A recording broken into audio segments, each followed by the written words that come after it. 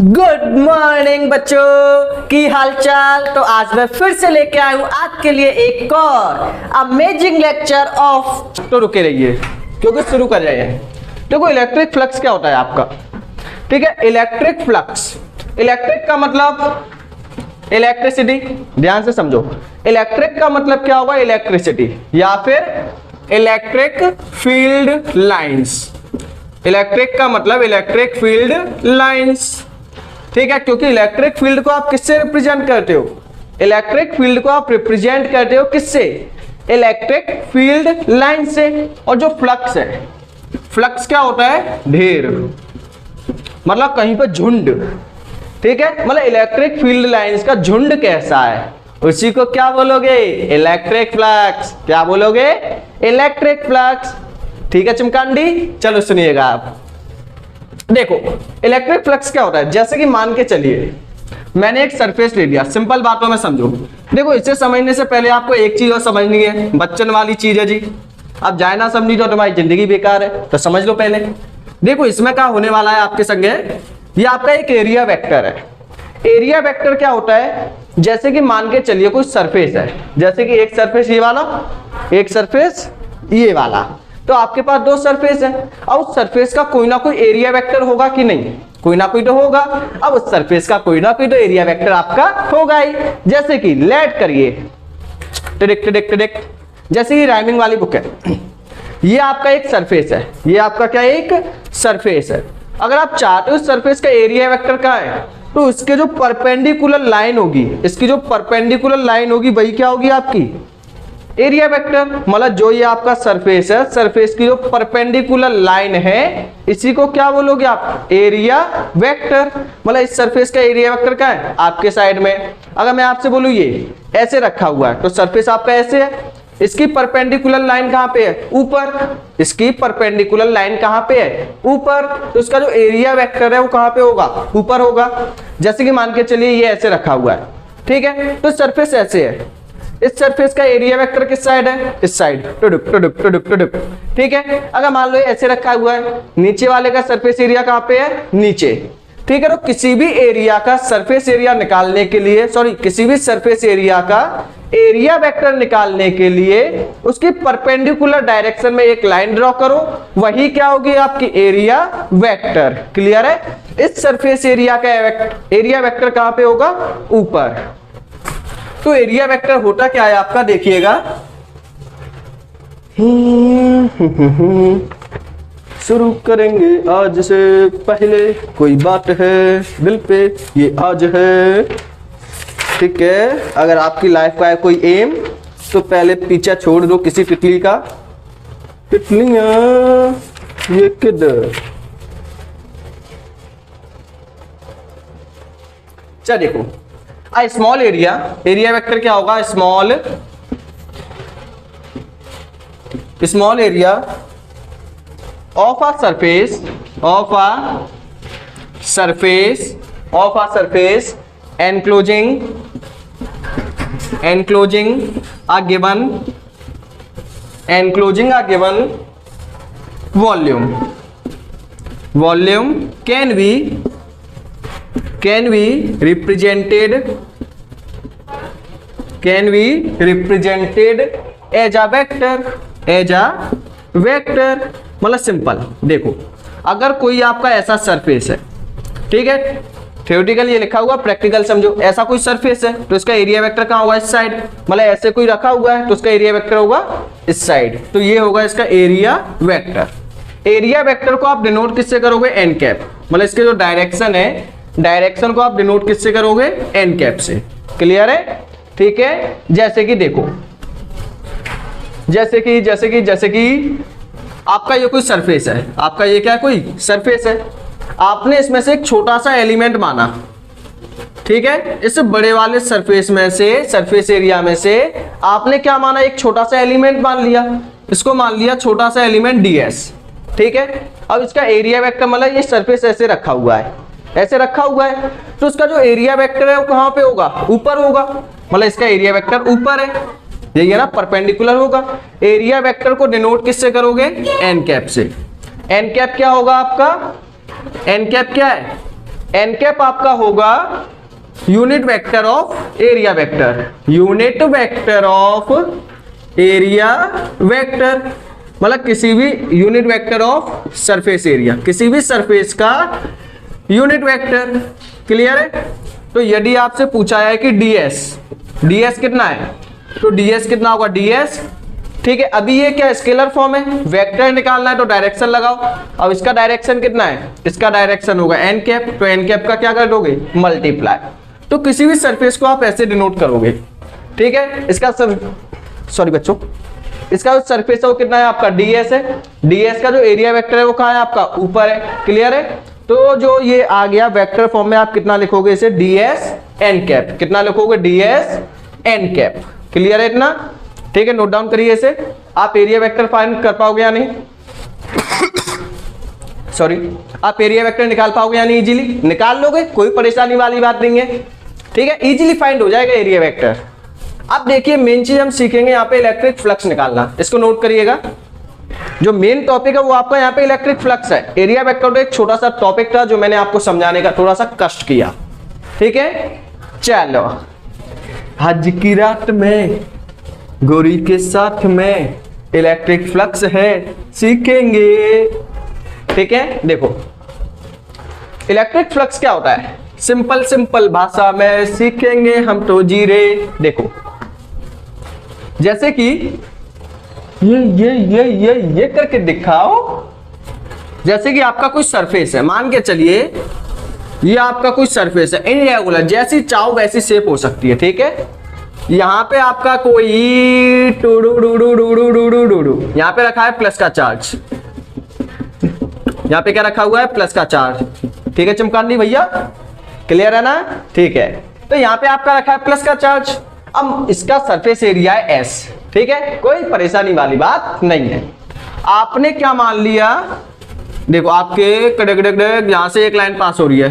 ठीक है, इसका एरिया है S। एक लाइन यहां से पास हो रही है, दूसरी लाइन यहां से पास हो रही है, तीसरी लाइन यहां से पास हो रही है। कौन सी लाइन है, इलेक्ट्रिक फील्ड लाइन। गिन गिन गिन गिन गिन, ओए गिन गिन गिन गिन गिन। ठीक है, ये मतलब बीच में आपका कोई सरफेस है, वहां से आपकी इलेक्ट्रिक फील्ड लाइन पास हुए जा रही है। तो वहां से जब इलेक्ट्रिक फील्ड लाइन पास हो रही है तो इलेक्ट्रिक फ्लक्स क्या होगा, इलेक्ट्रिक फ्लक्स क्या होगा। अब देखो इलेक्ट्रिक फ्लक्स क्या होता है, इस सरफेस का इलेक्ट्रिक फ्लक्स कितना है, the total number of line, the total number of line passing through the surface. मतलब जितनी लाइन इस सरफेस से पास हो रही है वही क्या होगा, इसका फ्लक्स। फ्लक्स किसी सरफेस का होता है। ठीक है, तो आपसे पूछा गया कि एस सरफेस का इलेक्ट्रिक फ्लक्स कितना है, the total number of line, the total number of line passing through the surface. इस सरफेस से जितनी लाइन पास हो रही है वही क्या होगा, आपका इलेक्ट्रिक फ्लक्स होगा। मतलब इलेक्ट्रिक फ्लक्स क्या होगा, it is defined as the total number of line, total number of line, total number of electric field lines, या फिर line passing through the surface, passing through the given surface. जिस surface से पूछा गया उसी से, गिवन सरफेस नॉर्मली। और कैसे पास होनी चाहिए, नॉर्मली। ठीक है, अब पैरेलल पास होंगे तो कुछ बात ही नहीं है। Is called electric flux, is called electric flux. Electric flux क्या होगा कि किसी पर्टिकुलर सरफेस से कितनी लाइन आपकी पास हो गई है वही क्या होगा, आपका इलेक्ट्रिक फ्लक्स।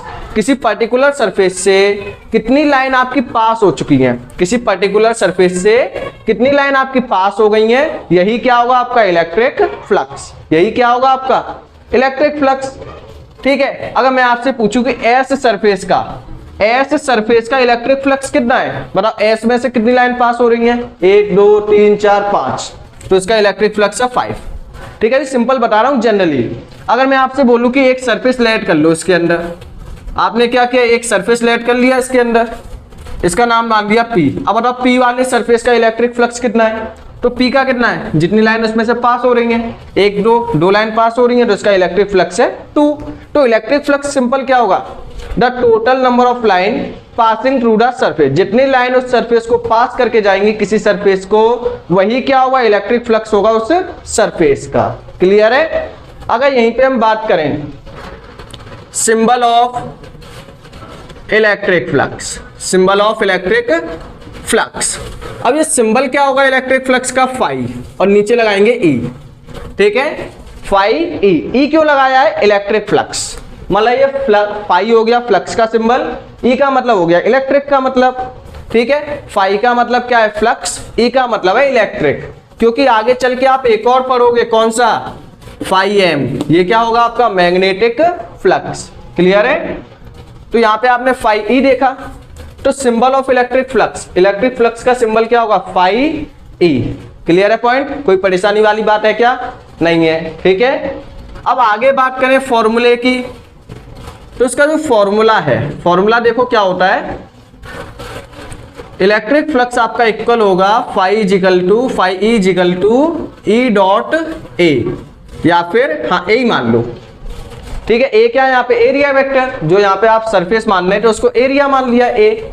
ठीक है, तो phi is equal to E dot A, phi आपका क्या होगा, ई डॉट ए के इक्वल होगा। ठीक है, फाई आपका इक्वल होगा ई डॉट ए के।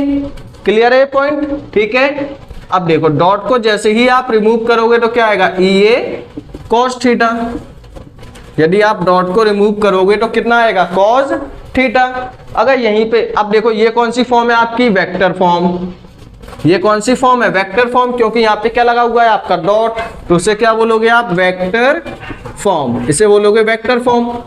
यहाँ पे आपको डॉट को रिमूव करके कॉस लगा दिया, तो ये हो जाएगी आपकी स्केलर फॉर्म। ये क्या हो गई आपकी स्केलर फॉर्म। क्लियर है, मतलब फाई का फॉर्मूला क्या होगा, ई डॉट ए। ठीक है, डॉट को जैसे आप रिमूव करोगे तो आएगा कॉस थीटा। ठीक है, यहाँ पे आपकी 3 कंडीशन भी बन सकती है, देखो क्या, चलो पहले एसआई यूनिट निकालते हैं। एसआई यूनिट क्या होगी फ्लक्स की, एसआई यूनिट क्या होगी फ्लक्स की। ठीक है, तो एसआई यूनिट होगी इसकी वेबर।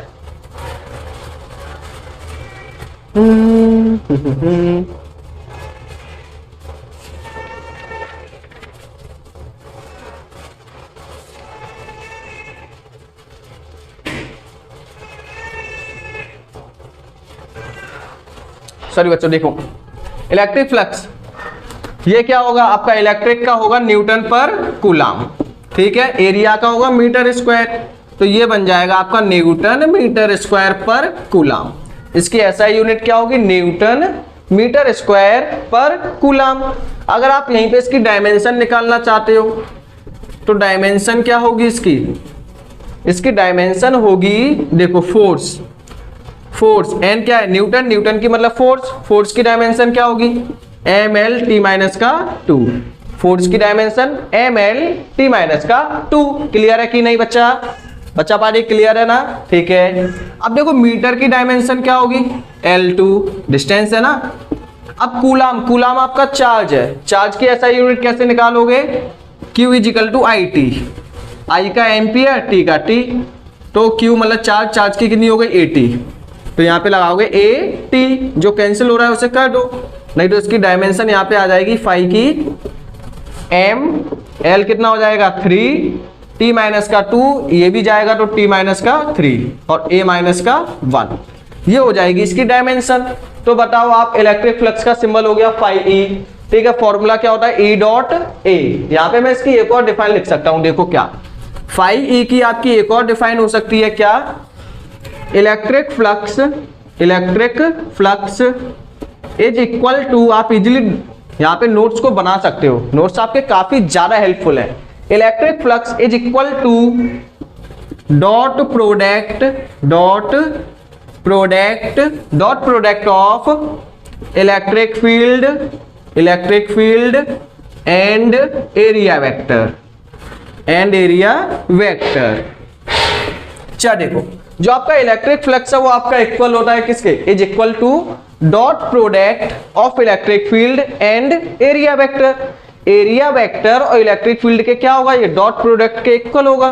क्लियर है पॉइंट या नहीं। ठीक है, हो जाएगा। तो यहाँ से आप एक और डिफाइन बना सकते हो इसकी। क्लियर है इतना? ऐसा यूनिट हो ही गई, डायमेंशन इसकी हो ही गई।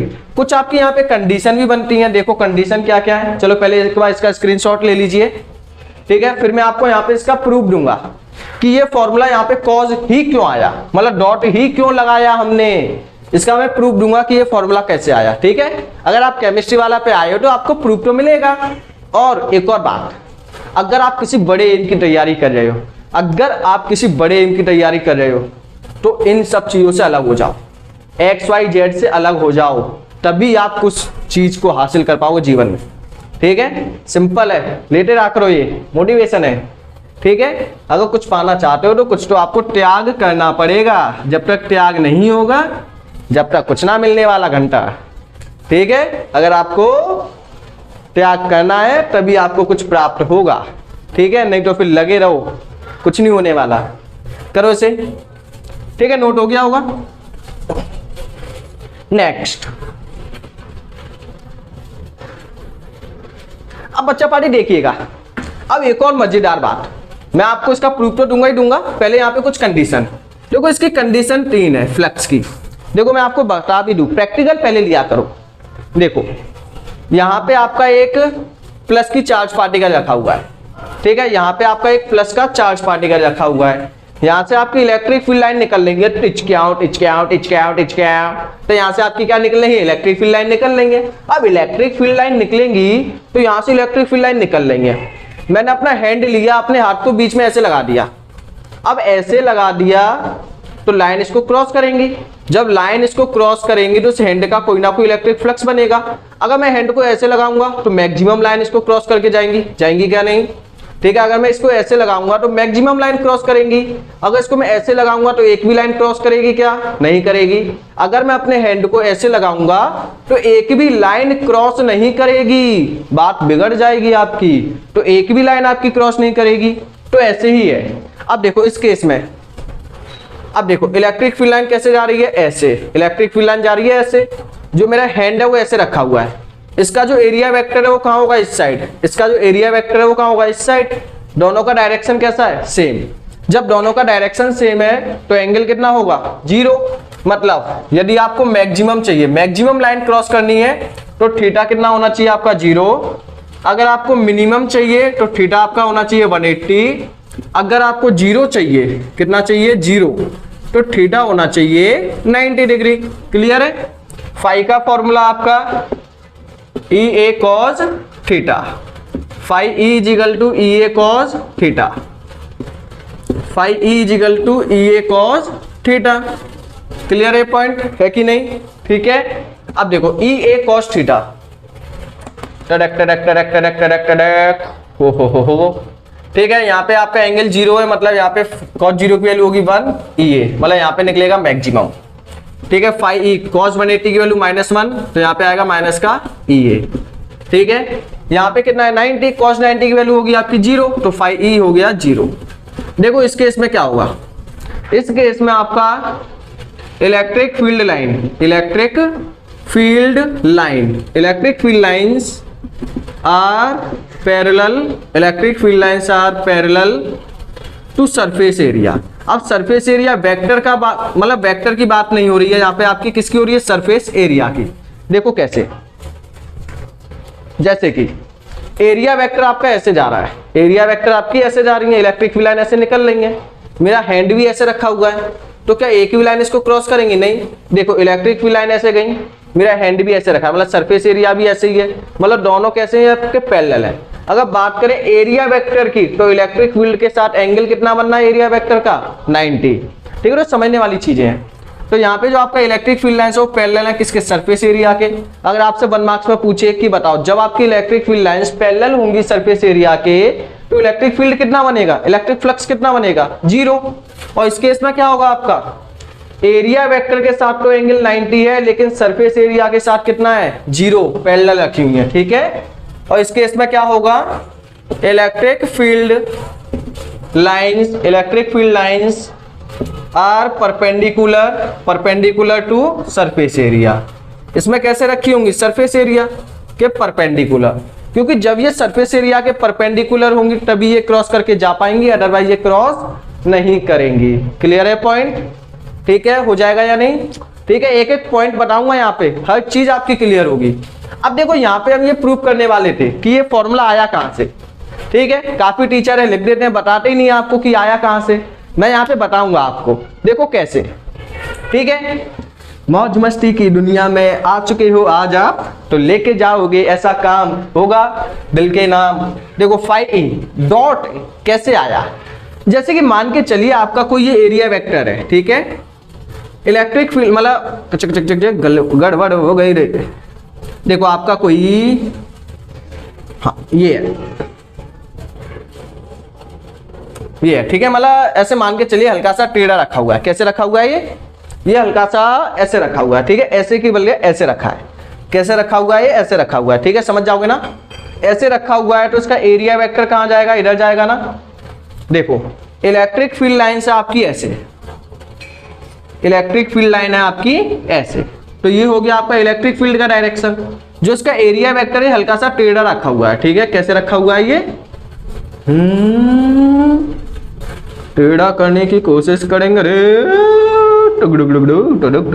ठीक है, हल्का सा टेढ़ा है, मतलब इसका जो एरिया वेक्टर है वो कहां पे जाएगा? एन कैप इधर। ठीक है, तो देखिए देखिए देखिए देखिए देखिए, इलेक्ट्रिक फील्ड का डायरेक्शन ये, इलेक्ट्रिक फील्ड का डायरेक्शन ये, एरिया वेक्टर ये। अब बताओ इलेक्ट्रिक फील्ड और एरिया वेक्टर के बीच में एंगल कितना?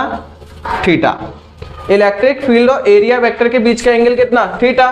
क्योंकि यहाँ पे जो थीटा एंगल है किसके बीच का? बिटवीन इलेक्ट्रिक फील्ड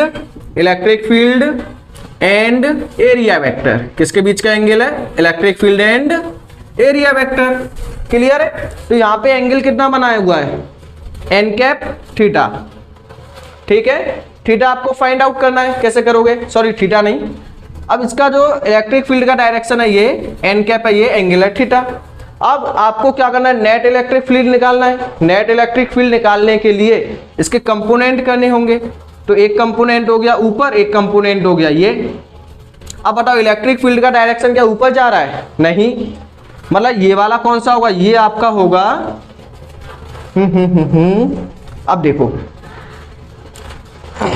अब यहां पे आपको क्या करना है? एरिया वेक्टर फाइंड करना है। एरिया वेक्टर देखो, आपने एरिया वेक्टर के क्या कर दिए? कंपोनेंट कर दिए। ये आपका एरिया वेक्टर है नेट, आपने एरिया वेक्टर के क्या कर दिए? कंपोनेंट कर दिए।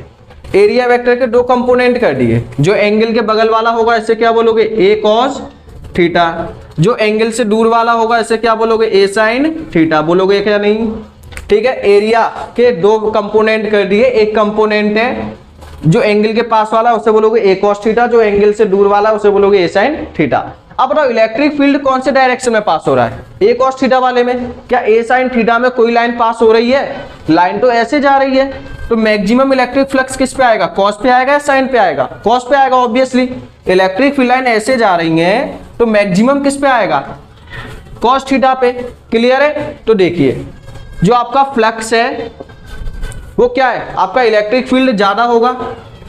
तो मतलब समझ के देखो, अगर आपका फ्लक्स ज्यादा है, मतलब फ्लक्स आपको निकालना है, तो यदि आपने नंबर ऑफ लाइन ज्यादा पास कराओगे तो फ्लक्स भी कैसा आएगा? ज्यादा आएगा। अगर एरिया ज्यादा ले लोगे तो ज्यादा से ज्यादा लाइन पास करेंगी। मतलब एरिया को इंक्रीज करने पे, इलेक्ट्रिक फील्ड को इंक्रीज करने पे आपका जो इलेक्ट्रिक फ्लक्स है वो इंक्रीज हो रहा है। मतलब फ्लक्स आपका डायरेक्टली प्रोपोर्शनल है किसके? ई के एंड एरिया के, है कि नहीं? दोनों को कंबाइन करेंगे तो कंबाइन करने पे क्या आएगा? फाई इक्वल टू ई है।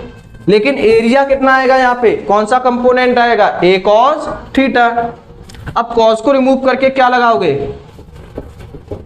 ये तो स्केलर फॉर्म है। वेक्टर फॉर्म लगाने के लिए कॉस को रिमूव करके आप लगा दोगे बीच में डॉट।